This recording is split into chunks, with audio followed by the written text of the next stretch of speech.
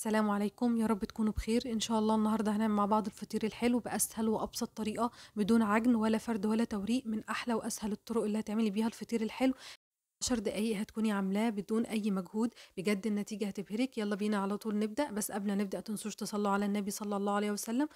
لو عجبكم الفيديو ما تنسوش اللايك عليه، ولو أول مرة تشوفوني ما تنسوش تشتركوا في القناة وتفعلوا زر الجرس عشان يوصلكوا كل جديد. يلا بينا نسمي الله ونبدأ على طول. أول حاجة معايا هاحضّر الحشوة اللي هاحشي بيها الفطير الحلو، عبارة عن كوبايتين ونُص من اللبن الحليب، عليهم 3 معالق كبار من السكر، السكر هنا كان مضبوط جدًا، أضيف عليهم 4 معالق كبار من النشا، أنا هنا معايا معالق الطعام العادية بتاعة الأكل، بعد كده هابدأ أقلّبهم كويس جدًا وأبدأ أدوّب النشا كويس جدًا مع الخليط، بعد كده هابدأ أضيف عليهم معلقة كبيرة من الكريم شانتيه وده اختياري، لو مش حابة تضيفيه ما تضيفوش، بس هو بيفرق جدًا في الكريمة وبيدّيها طعم أحلى كمان وبيخلّيها كريمة غنية أكتر. كده هاقلّبه كويس جدًا مع الخليط وأتأكد إن المكونات كلّها دابت كويس جدًا مع بعض، بعد كده هارفعهم على نار متوسطة مع التقليب المستمر، ما توقّفيش تقليب عشان يطلع معاكِ في الآخر الخليط كريمي ما فيهوش أي تكتلات، زي ما أنتم شايفين كده بنفضل نقلّب لحد ما يبدأ معايا الخليط يبدأ يتقل، أول ما الخليط يبدأ يتقل معانا ويبدأ يطلّع فقاقيع من الهوا كده زي ما أنتم شايفين معايا كده، خلاص كده الخليط كده معايا استوى وبقى جاهز، هابدأ أطفي عليه النار. بعد كده بعد ما خلاص طفيت النار والخليط استوى معايا، هابدأ آخده وهو سخن على طول وأبدأ أفضّيه في طبق مسطّح، أي حاجة مسطّحة وأبدأ أفرده فيها كويس لحد ما يبدأ الخليط يبرد معايا، زي ما أنتم شايفين كده أنا عايزة الخليط يبرد خالص، ما ينفعش أشتغل فيه وهو سخن. بعد ما فردته خلاص هابدأ أغطّيه بكيس تلاجة كويس جدًا عشان ما يكوّنش قشر على الوش، هاركنه على جنب لحد ما يبرد خالص، أنا مش هاحطه في التلاجة لحد ما يهدى ويبرد براحته. كده معايا لفة جلاش حوالي نُص كيلو، بابدأ أغطّيها بفوطة كويس جدًا من فوق ومن تحت عشان خاطر ما تنشفش منّي، لإن الجلاش زي ما إحنا عارفين بينشف بسرعة جدًا. النهارده إحنا هنعمله بالجلاش، لإن الجلاش هيدّيكِ بجد نتيجة حلوة جدًا وبأقل مجهود، وهيدّيكِ طبقات مورقة وطعمها تحفة. أنا هنا بابتدي زي ما أنتم شايفين آخُد ورقة من الجلاش وأبدأ أدهنها كويس جدًا بالسمنة، يعني مسحة بسيطة جدًا، مش بادهن كمية، بس لازم تكون السمنة متوزعة كويس جدًا على الورقة. وأنا هنا معايا حوالي نُص كوباية من السمنة، أنا بس دوّبتها ما سخّنتهاش، يا دوبك بس سيّحتها عشان أعرف أفردها بكل سهولة على الجلاش، وزي ما أنتم شايفين كده بابدأ أفرد الورقة التانية من الجلاش على الورقة اللي أنا دهنتها، أنا هنا هاعمل 4 طبقات من الجلاش. بين كل طبقة والتانية لازم أدهن سمنة، مش شرط طبعًا زي ما قُلنا إن تكون كمية، بس لازم تكون متوزعة كويس جدًا على كل الورقة زي ما أنتم شايفين كده، لازم تتأكدوا إن السمنة متوزعة كويس جدًا على الورق كله، لإن هي دي اللي هتدّينا التوريقات، وهي دي اللي هتطلّع معاكِ الجلاش مورق وطعمه تحفة، لإن برضه السمنة هي أساس التسوية بتاعة الجلاش، فلازم تكون معمولة صح عشان خاطر تورّق معاكِ الجلاش صح ويطلع معاكِ زي ما أنتِ عاوزة.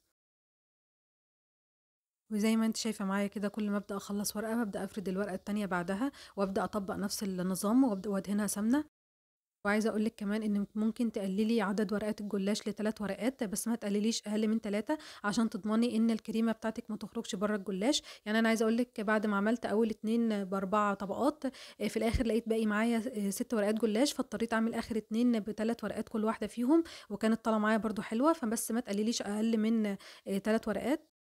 كانت آخر ورقة معايا من ال4 طبقات، دهنتها كويس جدًا برضه بالسمنة ووزّعت السمنة كويس جدًا عليها، ركّزي معايا بقى في الخطوة اللي جاية، بابدأ أحُط بقى الخطوة اللي جاية دي نُص ورقة من الجلاش، يعني نُص ورقة تنيتها زي ما أنتم شايفين كده مربّع، ودي اللي هابدأ أحُط عليها الحشوة، هي دي اللي هتبقى القاعدة اللي هتتقل عليها الحشوة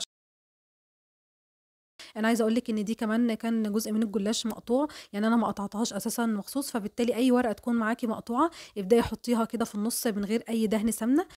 مش بادهنها سمنة عشان الحشوة ما تبدأش تتفاعل مع السمنة جوّه الفرن وتخلّيها تغلي وتبدأ تفرقع منِّك وتخرج برّه طبقة الجلاش معاكِ.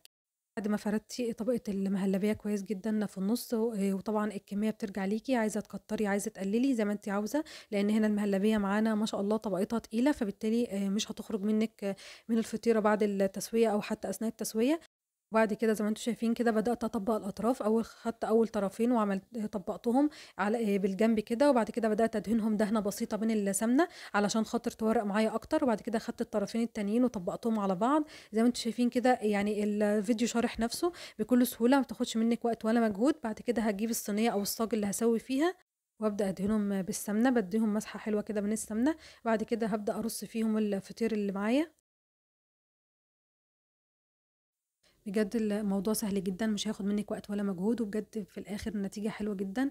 وزي ما انتم شايفين كده انا هبدا اكرر نفس الخطوات لحد ما اخلص الكميه اللي معايا. اكرر نفس الخطوات وابدا امسح ما بين كل ورقه والتانيه مسحه بسيطه كده من السمنه، واوزعها كويس جدا على الجلاش عشان تديني في الاخر التوريقات والتسويه الصح. ومعلش هنا كانت الإضاءة مش مضبوطة عشان خاطر النور قطع فجأة، وكمان كانت الدنيا مغيمة وبتشتي وبالتالي ما كانش فيه شمس، فالإضاءة هتلاقيها مش مضبوطة قوي، فمعلش ده كان غصب عني. بس احنا مكملين لا تراجع ولا استسلام، وعادي جدا مفيش أي مشكلة. وزي ما انتوا شايفين كده هنا كنت خلاص خلصت الطبقات ودهنتهم كلهم بالسمنة. وحطيت نص ورقة من الجلاش على في النص من غير ما ادهنها أي حاجة، على شكل مربع كده. بعد كده هبدأ أفرد عليها الحشوة المهلبية. وطبعا بتفردي الكمية اللي انتي عاوزاها، سواء عاوزاها كمية كبيرة أو كمية صغيرة. وبعد ما فردت المهلبية كويس جدا ببدأ أقفل الأطراف بنفس طريقة المرة اللي فاتت، يعني الفيديو موضح أكتر من إن أنا أقول بالكلام. بقفل أول طرفين زي ما انتوا شايفين كده على الحشوة، وبعد كده هدهنهم مسحة بسيطة جدا من السمنة عشان خاطر يورق أكتر. وبعد كده هبدأ أقفل الطرفين التانيين. بجد الموضوع سهل جدا والنتيجة حلوة في الآخر. بعد كده هبدأ أرص الفطيرة على الصينية اللي احنا مسحناها مسحة سمنة. بعد ما خلصنا تشكيل الفطير بتاعنا هبدأ قبل ما ادخله الفرن امسحه مسحه كويسه جدا بالسمنه، لان طبعا الجلاش بيشرب السمنه بسرعه جدا، فلازم تمسحيه كمان قبل ما يدخل الفرن مسحه كويسه جدا من السمنه عشان ياخد معاكي لون حلو. بعد كده هبدأ أدخله الفرن على درجة حرارة 200 على الرف التاني من تحت، ولازم الفرن نكون مولعينه من قبلها بحوالي 10 دقايق عشان يسخن كويس جدا. بحط الفطير في الرف التاني من تحت على درجة حرارة 200. أول ما ياخد لون حلو من تحت ببدأ أولع عليه الشواية على الهادي لحد ما ياخد لون حلو من فوق. لفة الجلاش اللي كانت معايا عملت معايا 4 فطاير زي ما انتم شايفين كده. أول فطيرتين عملتهم ب4 طبقات، وتاني فطيرتين عملتهم ب3 طبقات، والاتنين نفس الشيء، ما فيش أي اختلاف ما بينهم غير في الحجم، حاجة بسيطة جدا. فأنتِ اختاري اللي يناسبِك سواء كنتِ عايزة 3 أو 4، وطبعًا على حسب برضه لفة الجلاش اللي معاكِ وعدد الورقات اللي جواها. زي ما أنتِ شايفة كده طالما الجلاش نفخ معاكِ جوه الفرن يبقى هنا بيستوي صح، وإن السمنة مورقة حلو جدًا. ده دليل على نجاح الفطير معاكِ. وبعد خلاص ما خرج من الفرن هابدأ أسقيه بشربات تقيل بارد، اللي هو زي شربات الكنافة كده.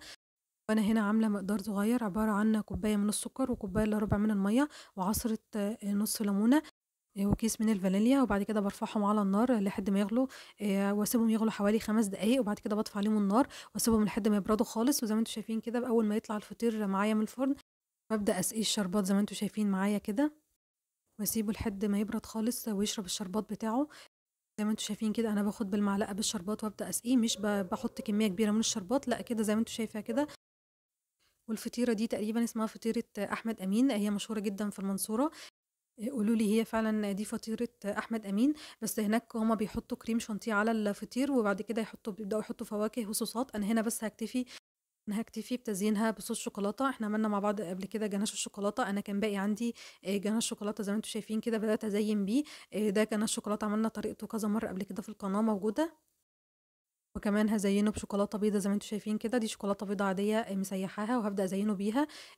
طبعًا زيّنيه بالطريقة اللي تحبيها، ممكن تعمليها زي ما بيعملوا بيحطّوا كريم شانتيه وفواكه، أو ممكن بس تكتفي بكده، أو ممكن كمان الأسهل إنِّك ترشّي رشّة بسيطة كده من السكر البودر وعليه شوية مكسّرات بتبقى طعمهم حلو جدًا برضه. فالأسهل ليكِ اعمليه واللي أنتِ بتحبيه. بعد كده تعالوا بينا نقسّم الفطيرة ونشوف شكلها.